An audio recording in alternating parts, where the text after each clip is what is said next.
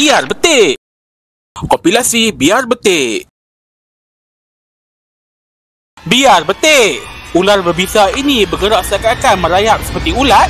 Ini adalah ular Gabon atau nama saintifiknya Bitis gabonica.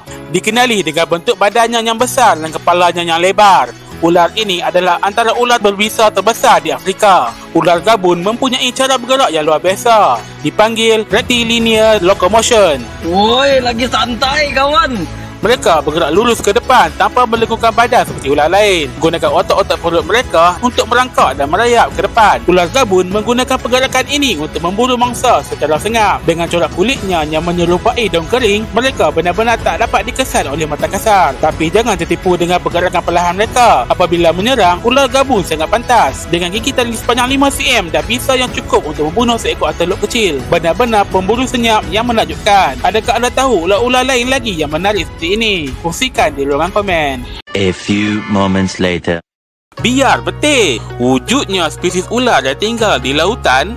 Ini adalah Lauticauda colubrina. Dikenali sebagai yellow lip secret. Ular laut ini terkenal dengan corak belah hitam putih serta bibir kuning yang sangat unik.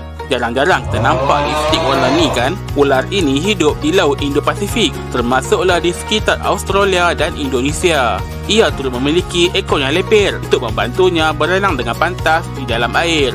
Walaupun ia adalah ular laut, ia juga boleh bersantai di darat. Woi, lagi santai kawan. Ia sering kembali ke pantai untuk berehat dan bertelur. Neurotoksin mereka boleh menyebabkan kelumpuhan sepenuhnya dalam masa yang singkat, beragut nyawa jika tidak dirawat dengan segera. Kalau nampak ular ni di dalam air atau tepi pantai, jangan buat palatau tak tentu pasal.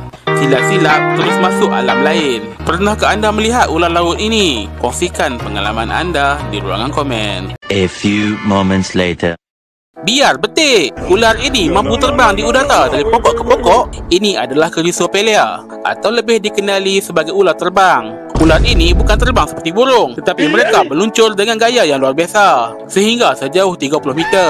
Hanya ditemui di negara-negara Asia Tenggara dan selatan India. Ular ini lebih suka habitat hutan tropika, semak-semak dan kawasan yang banyak pokok, di mana mereka boleh meluncur dari satu pokok ke pokok yang lain. Dengan badan yang fleksibel dan ekor panjang, ular ini membengkokkan tubuhnya dalam bentuk huruf S, mencipta permukaan luas untuk meluncur melalui udara dengan mudah. It's a bird. No, it's a plane. No, it's Superman.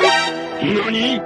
Makanan utama ular ini adalah serangga serta cicak hutan. Dengan corak hijau dan coklat yang menarik, ular ini sangat mahir dalam skill penyamaran di antara daun-daun dan cabang pokok. Pernah anda jumpa ular ini? Kongsikan di ruangan komen. Yang belum subscribe, jangan lupa subscribe tau.